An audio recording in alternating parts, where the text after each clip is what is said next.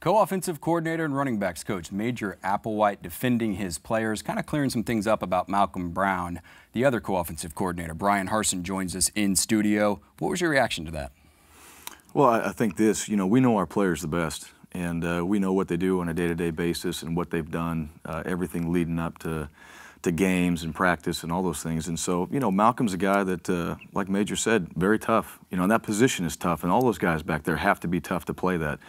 And in this sport in general, you've got to be a tough guy. So, as we watch our guys battle, compete, and go out there and work themselves back from injuries to get back in the mix, you get to see a kid's heart and soul, and I think that's what he's talking about. And we're proud of what our guys do and how they compete and how they play, and we understand the toughness it takes to be at that position, especially, and to be on that field. You have so many accomplished players on the offensive side, and you have players coming back like Malcolm did.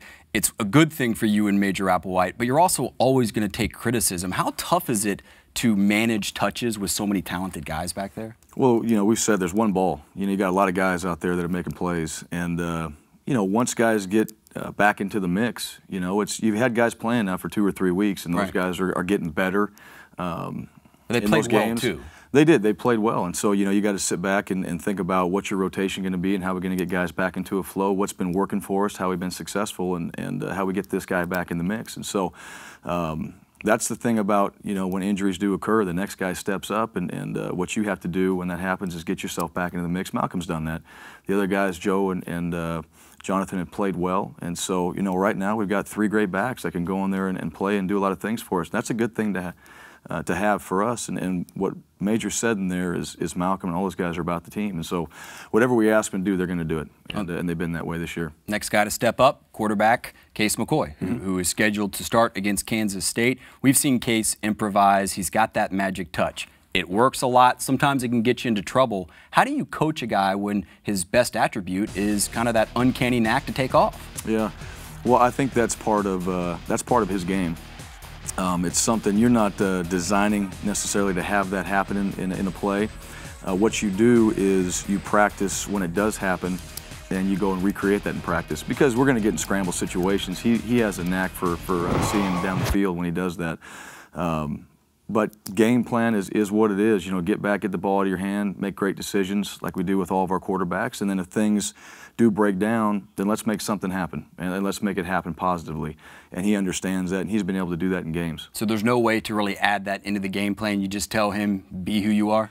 Well, I think he looks at you and goes, I got you. I got you. And knows that that's going to be part of it, and so do we. I mean, that's part of his game, and he's been able to do those things successfully. But at the same time, that's not what the game plan is at all times, and he understands that. And I think the biggest thing is understand what we're trying to get done. When things break down, let's make a great play out of this. And if not, let's get some positive yards and be smart about it. You got a banged-up football team. Marquise Goodwin is listed as questionable with the thumb, so Caleb Jones, a freshman, is a co-starter, maybe if Marquise cannot go. So we're expecting to see number 4 out there.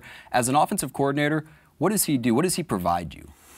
I'm really happy with Caleb, how he's progressed this year. He's been a guy that, number one, he's got great size, he's got great speed, he's got great hands. I mean, he's got all the tools. He looks the part. He does, there's no doubt about it, and he plays the part. The thing about for young players is to come in and get all the little details. That's where Coach Wyatt's done a great job with him, with just getting him up to speed each and every game. And what he does when he gets his opportunities, when Keese was out there, he had limited opportunities, but he made them count when he got out there.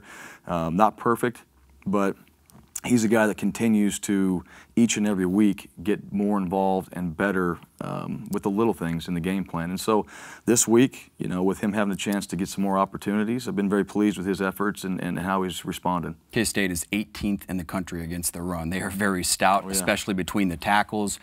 Do you maybe try and mix up the horizontal game plan with the vertical game plan early on? Yeah, you got to be balanced against these guys. They're also number 1 in turnovers.